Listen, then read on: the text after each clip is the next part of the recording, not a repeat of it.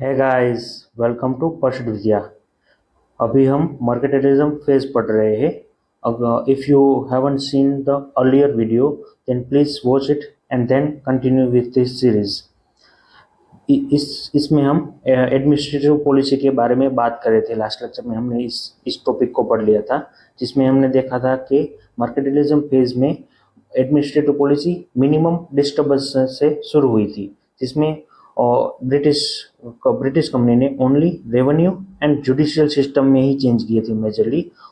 बाकी जो ढांचा था मुगल का, वो कंटिन्यू रखा था। इसी में देखे थे कि रेवेन्यू एक्सट्रैक्शन के लिए maximum tax collection while minimise the administrative cost.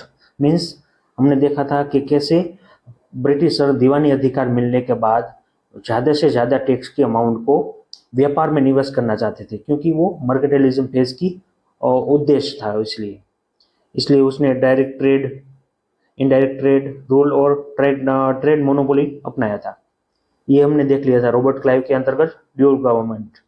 और हमने ये भी देखा था कि वॉरेन हेस्टिंग के अंतर्गत ड्यूअल गवर्नमेंट को खत्म कर दिया और ब्रिटिश का डायरेक्ट कंट्रोल कर लिया।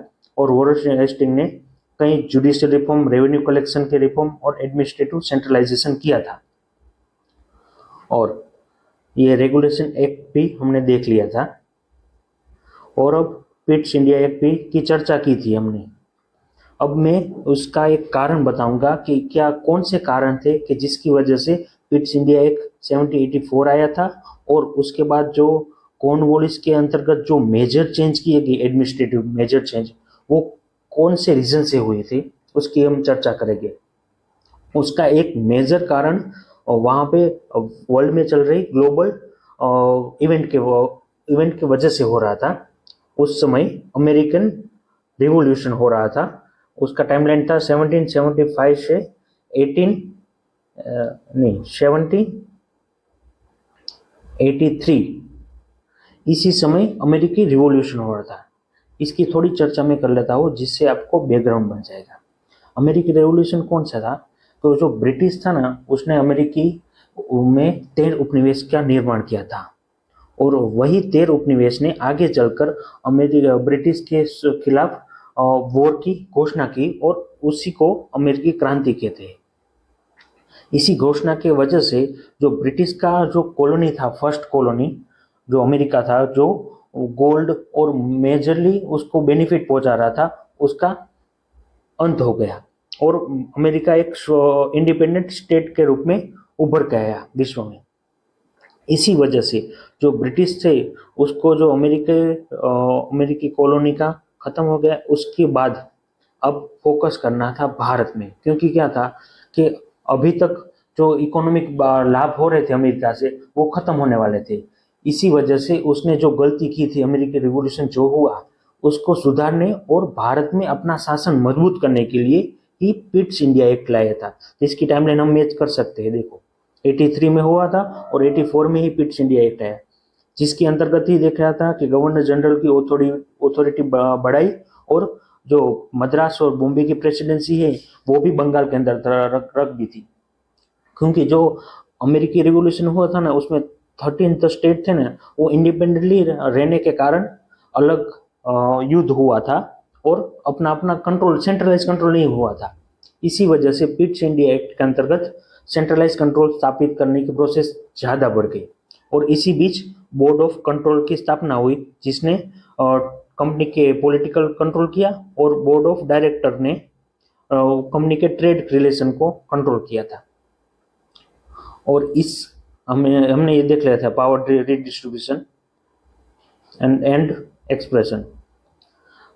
इसी बीच कॉर्नवालिस को भारत का गवर्नर जनरल स्थापित किया था।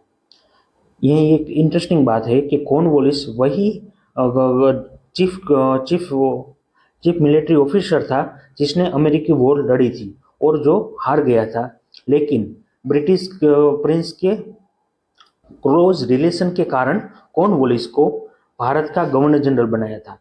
अब अगर एक आदमी को अपनी भूल हो गई थी और उसके बाद उसको एक चांस मिला, तो वो ट्राई करेगा कि वो अपनी जो गलत छाप है उसको सुधार सके।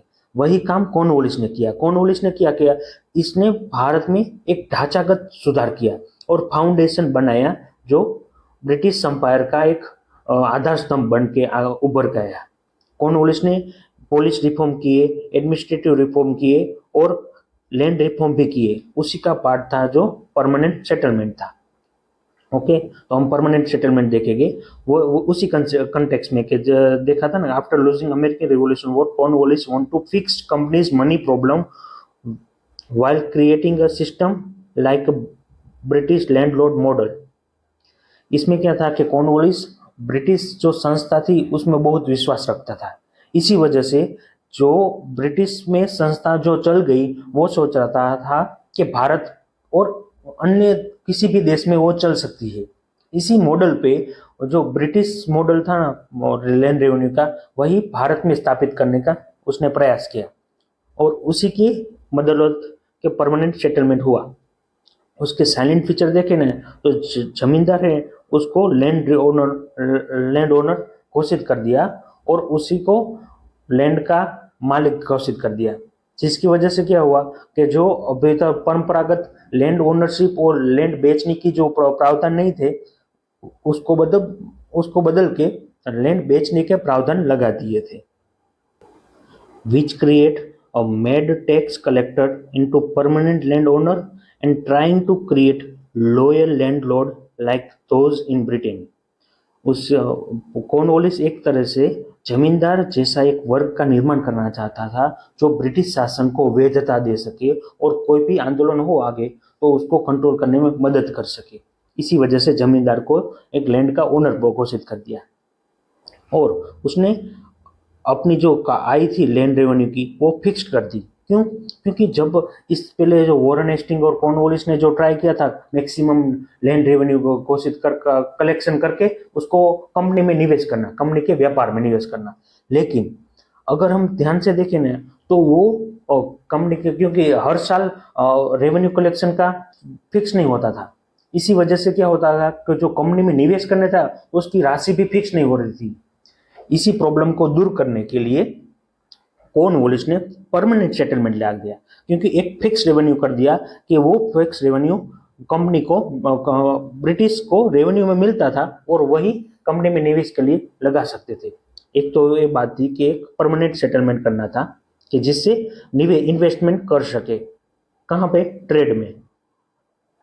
और दूसरी बात थी क्या कि आगे की जो लैंड रेवेन्यू सिस्टम थी उसमें फार्मर का एक्सप्लोटेशन ज़्यादा हो रहा था और उसी वजह से उत्पादन कम हो रहा था और जो व्यापार के लिए था जो चीज़ व्यापार करनी थी उसका शॉर्टेज हो रहा था।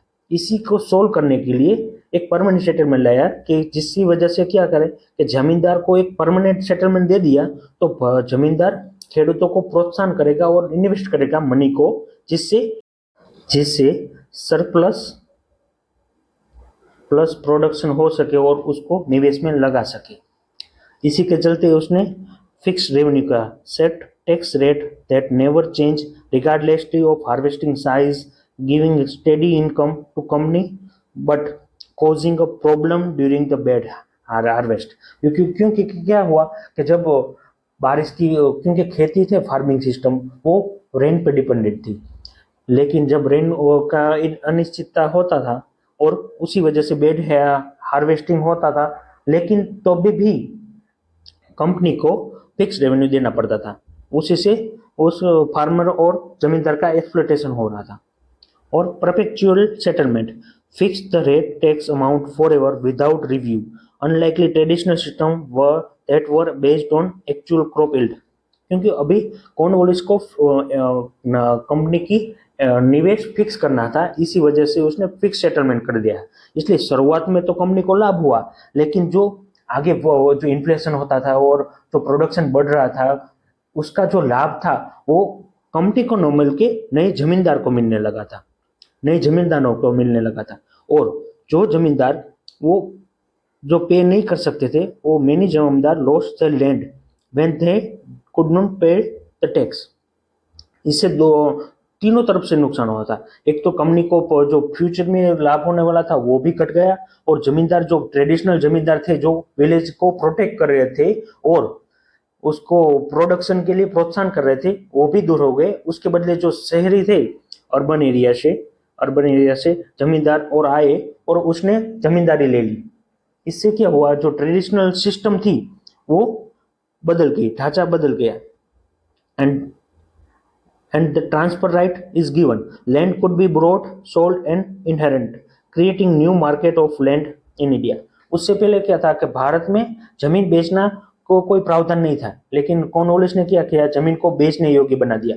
उससे क्या हुआ कि इनइक्वालिटी बढ़ गई। जब वो कोई फार्मर अपना इनकम नहीं दे सकता था टैक्स रेवेन्यू, तब उसको बेचकर वो भरना था। इसी वजह से land in village there is creating inequality, and this system at first had company finance but create landlords who exploit farmer who had few protection। मतलब क्या है कि ब्रिटिशरों ने लैंडलॉर्ड को कई ज्यादा शक्ति दे दी और फार्मर की गर्दन जमींदार के हाथ में दे दी। उससे फार्मर का शोषण हुआ और लैंडलॉर्ड को उसकी छूट मिल गई। और farming relationship change as a zamindar focus on paying the tax instead of helping the village, जिसमें बताया था। The permanent settlement had lasting effect. It change Bengal social structure and create new property ownership rule and lead to rural inequality and lasting into 20th century. This system in Bengal, Bihar and Odisha was different from the system later used in other part of India, showing how colonial rule was still experimental। यानी कि ये जो permanent settlement था वो इसी जगह बंगाल के क्षेत्र में ही लगाया था। आगे के क्षेत्र में अलग अलग परमानेंट लैंड रेवेन्यू सिस्टम दाखिल की थी, जैसे रैयतवारी और महालवारी सिस्टम, जो हम आगे की बढ़ेगी। इसी वजह से ये कॉलोनियल रूल का एक एक्सपेरिमेंटल टूल था, जिसके कारण फार्मर और भारत के जो रिसोर्स थे उसका एक्सप्लॉयटेशन हुआ। और कॉर्नवालिस ने एडमिनिस्ट्रेटिव कौन से चेंज किए हम देखेंगे आगे। परमानेंट सेटलमेंट हमने देख ली। कॉर्नवालिस ने भारत में एक सिविल ढांचा का रिफॉर्म किया, क्योंकि क्या था, अभी तक कंपनी का रूल था। जो कंपनी के अधिकारी थे, कंपनी के व्यापारी थे, वही टैक्स कलेक्शन वही काम कर रहे थे, लेकिन कोई एक ऐसा ढांचा नहीं था कि जिसकी वजह से वो जो राज्य का कंट्रोल था वो संभाल सके। इसी वजह से उसने सिविल रिफॉर्म की। उसी की वजह से उसे सिविल रिफॉर्म का फादर बोला जाता है। और उसने जुडिशियल रिऑर्गेनाइजेशन भी किया और पुलिस सिस्टम भी डेवलप की, क्योंकि जो परमानेंट सेटलमेंट था ना, उसमें जमींदारी की जो लॉ एंड ऑर्डर की जो रिस्पॉन्सिबिलिटी थी उसको दूर करके ओनली परमानेंट सेटलमेंट में रेवेन्यू कलेक्शन की जवाबदारी दे दी। और जो पुलिस का काम था लॉ एंड ऑर्डर मेंटेन करने के लिए, उसने एक ढांचा निर्माण किया जिसको पुलिस सिस्टम बोलते हैं, जो which abolish the traditional village watchman system. क्योंकि उस समय तक, उससे पहले जमींदार ही पुलिस का काम कर रही थी लॉ एंड ऑर्डर मेंटेन करने का। And divide the district into police jurisdiction, thana, जो हम अभी देखते हैं ना वही। अपॉइंटेड दरोगा police superintendent under the British control. इससे क्या हुआ कि ब्रिटिश का जो कंट्रोल था भारत में, वो लॉ एंड ऑर्डर पे भी अपना कंट्रोल पकड़ मजबूत करने के लिए काम किया। Undermine the village self governance in favour of centralised control. और जो हमने देखा सिविल रिफॉर्म में क्या हुआ, separate revenue collection from the judicial function to prevent the power abuse. आगे हमने देखा था कि कैसे कलेक्टर का पद का निर्माण किया था और उसी को जुडिशियरी और रेवेन्यू की पार्ट रिस्पॉन्सिबिलिटी थी। लेकिन कॉर्नवालिस ने क्या किया, separate revenue collection from the judicial function, जिससे वो प्रिवेंशन ऑफ पावर एब्यूज, जिससे करप्शन को घटाया जा सके। और करप्शन को घटाने के लिए कॉर्नवालिस ने यूरोपियन सैलरी ऑफिसर को सैलरी बढ़ा दी, जिससे जो कलेक्टर की सैलरी थी वो एशिया में सबसे ज्यादा देने वाली सैलरी थी। इसी वजह से कलेक्टर को तब से इम्पोर्टेंट पोजीशन माना जाता है, क्योंकि कॉर्नवालिस का क्या उद्देश्य था कि उससे करप्शन कम हो सके। लेकिन करप्शन इस तरह से कम नहीं हुआ। और exclude Indian from the higher administrative position, क्योंकि कॉर्नवालिस का मानना था कि भारतीयों को शासन करने योग्य नहीं है, इसलिए जो भारतीयों को हाई एडमिनिस्ट्रेशन पोजीशन में नहीं बिठाया, लेकिन लोअर एडमिनिस्ट्रेशन पॉलिसी में उसमें स्थापित किया और establish foundation that later the Indian civil service structure. And in judicial reform, he created a district civil and criminal court with a provincial appeal court.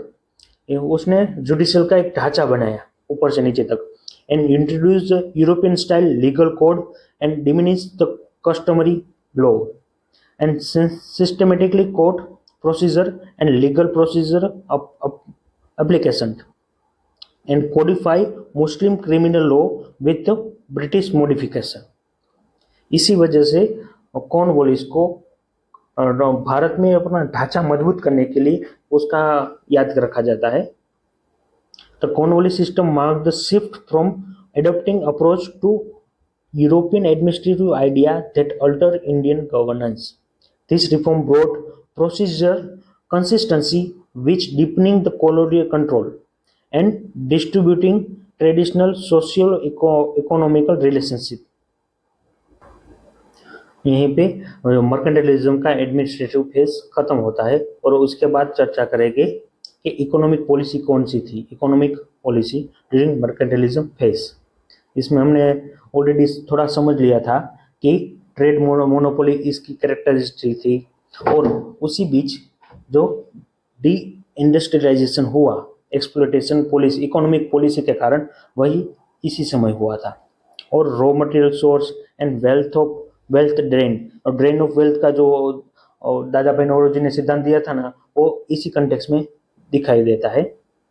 उसको थोड़ा डिटेल में पढ़ लेते हैं। हमने ऑलरेडी देख लिया था कि ट्रेड मोनोपोली का अर्थ क्या था ईस्ट इंडिया कंपनी के लिए। वो भारत का ट्रेड को अपना मोनोपोलाइज करना चाहते थे और फोर्सिंग आउट लोकल मर्चेंट। इसका मतलब क्या था कि जो ट्रेडिशनली हम एक बात देख ले कि इकोनॉमिक पॉलिसी का उद्देश्य क्या था कि व्यापार में आयात के बदले निकास ज़्यादा कर देना भारत से।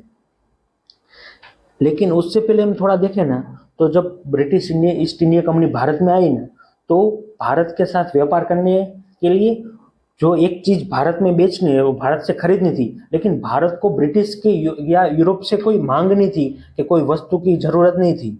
इसकी वजह से क्या हुआ कि जब ब्रिटिशरों को भारत से फाइनल कापड़ और कोई चीज लेनी थी, उसके बदले उसको कीमती धातु देनी पड़ती थी। वही कारण था कि शुरुआत में जब ईस्ट इंडिया कंपनी आई भारत में, तो वो भारत को धनी बना गई और भारत को गोल्ड और सिल्वर दे गई, क्योंकि भारत को यूरोप से कोई इतनी ज़्यादा डिमांड नहीं थी, इसलिए ट्रेड इम्बैलेंस था। और वहाँ पे कोई डॉलर और रुपये का कोई इंटरनेशनल स्टैंडर्ड नहीं था। इसी वजह से गोल्ड को ब्रिटिशरों को भारत को गोल्ड देना पड़ता है। और जब बंगाल का कंट्रोल, बंगाल के अंतर्गत दीवानी अधिकार मिल गए, तो ईस्ट इंडिया कंपनी ने क्या किया, वही दीवानी अधिकार का यूज करके, दीवानी अधिकार के अंदर जो रेवेन्यू कलेक्शन भारत के लोगों से करते थे, उसी को इन्वेस्टमेंट में यूज करने लगे। इसकी वजह से क्या हुआ कि भारत में कोई धन प्राप्ति और जो गोल्ड और सिल्वर जो कीमती धातु भारत में आ रही थी वो भी कम हो गई, और उसके बदले जो भारत को मुफ्त में सामान देना पड़ा। किसे? एक तो दीवानी अधिकार से जो रेवेन्यू कलेक्शन होता था भारतीय लोगों से, उसी को ब्रिटिशर इन्वेस्टमेंट करते थे और भारतीय माल को खरीद कर यूरोप में बेचते थे। इसी वजह से जो लोकल मर्चेंट थे उसका एक्सप्लॉयटेशन हुआ और डी इंडस्ट्रियलाइजेशन हो गया। British policy deliberately undermined the Indian textile and craft industry to create market for British goods.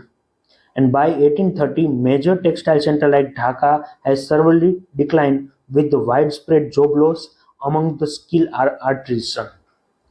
इसका मतलब क्या हुआ कि 1813 तक आते आते जो भारत में जो लोकल व्यापारी थे उसका मार्केट तो तोड़ दिया और जॉब लॉस भी हुए, और जो ढाका जो एक मेजर टेक्सटाइल सेंटर था उसका नाश कर दिया, उसके बदले ब्रिटेन में उसकी स्थापना कर दी। और वही एक कारण था कि जो इंडस्ट्रियलाइजेशन हुआ ब्रिटेन में, उसका एक जो रेवेन्यू कलेक्शन किया था ना भारत से, जो ड्रेन ऑफ वेल्थ हुआ था ना, ड्रेन ऑफ वेल्थ, उसी का यूज करके ब्रिटेन में इंडस्ट्रियलाइजेशन हुआ। और जिसको आगे हम आगे के फेज में हम पढ़ेंगे। तो raw material source we already discuss. India shift from the exploited finished good to supply raw material for British factory, जो आगे की हम लेक्चर में आगे की फेज में हम पढ़ेंगे इसको। अब सोशल पॉलिसी कौन सी थी? इस समय तक हमने देखा था कि मार्केटलिज्म फेज का क्या उद्देश्य था? भारत से वस्तु को ले जाना। इसके लिए कोई भारत में कोई सोशल रिफॉर्म की जरूरत नहीं थी कि जिसकी वजह से भारत के लोगों को कोई रिफॉर्म करके उसको मार्केट बनाना था। वो आगे के फेज में देखेंगे, आगे के फेज में आएगा। इसी वजह से मर्केंटाइलिज्म फेज में सोशल रिफॉर्म में कोई इंटरेस्ट नहीं देखा, इंटरवेंशन नहीं किया गया। जो initial avoid interference in religious practice and social custom to prevent unrest, क्योंकि भारत के लोगों को बेवजह सामाजिक सुधार करके उसका आक्रोश का कारण नहीं बनना था। इसी वजह से कल्चरल नो इंटरवेंशन किया।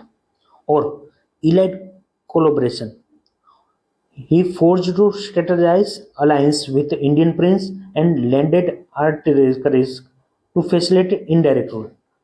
उसने क्या किया? भारत में जो इंडियन प्रिंस थे और जमींदार जैसा वर्ग था उसके साथ संबंध बना के जो आगे होने वाला विद्रोह था उसको रोकना का प्रयास किया है। And he also limited education initiative like he established Hindu college and Fort William college। यहाँ पे फोर्ट विलियम कॉलेज का एक मकसद ये था कि वो भारत में जो अधिकारी ब्रिटिश अधिकारी थे उसको भारतीय समाज का ज्ञान देना चाहते थे कि जिसकी वजह से उस पर शासित हो सके। वही कारण था ब्रिटिश और फोर्ट विलियम कॉलेज की स्थापना करने का। और आगे ओरिएंटलिस्ट नॉलेज, तो scholar like William John documented Indian language and text to understand local culture. इसका एक कारण, मेजर कारण क्या था? मैंने बताया कि भारत में जो शासन ब्रिटिश का आया वो एक तरह से युद्ध की वजह से या तलवार के रूप से भारत को जीता गया था। लेकिन अब उसको वैधता देने के लिए क्या किया कि भारतीय कल्चर और हेरिटेज और उस कल्चर को समझ कर उसके लैंग्वेज को समझ के उसको भारतीय शासन को समझना चाहता था और बताना चाहता था कि भारत एक महान देश था और जो प्राचीन भारत महान था, लेकिन अब भारत महान नहीं है। इसी वजह से क्या हुआ कि भारत को महान ब्रिटिशर करेंगे। इसी हिसाब से ओरिएंटलिस्ट पॉलिसी चल रही थी, क्योंकि हमने आगे देखा था कि ब्रिटिश ने ओरिएंटलिस्ट के अंतर्गत भारत के रूप से शासन करने का इरादा बनाया था। उसका एक मेजर कारण ये था कि भारत को वो मर्केंटाइलिज्म फेज के अंतर्गत एक्सप्लोइट कर रहे थे। इसका मेन उद्देश्य था व्यापार, भारत से व्यापार करना, निकास करना, वन साइड पॉलिसी। इसी वजह से भारत को के वखाण किए गए और ओरिएंटलिस्ट को नॉलेज दिया गया। ये हमने क्वेश्चन देख लिए थे, एक बार आप आंसर इसका देख लेना। Okay, thank you. Next lecture में हम इंडस्ट्रियल फेज के बारे में पढ़ेंगे और उसके जो पॉलिटिकल, इकोनॉमिकल और कल्चरल टाइप के पॉलिसी के बारे में पढ़ेंगे। Okay, thank you.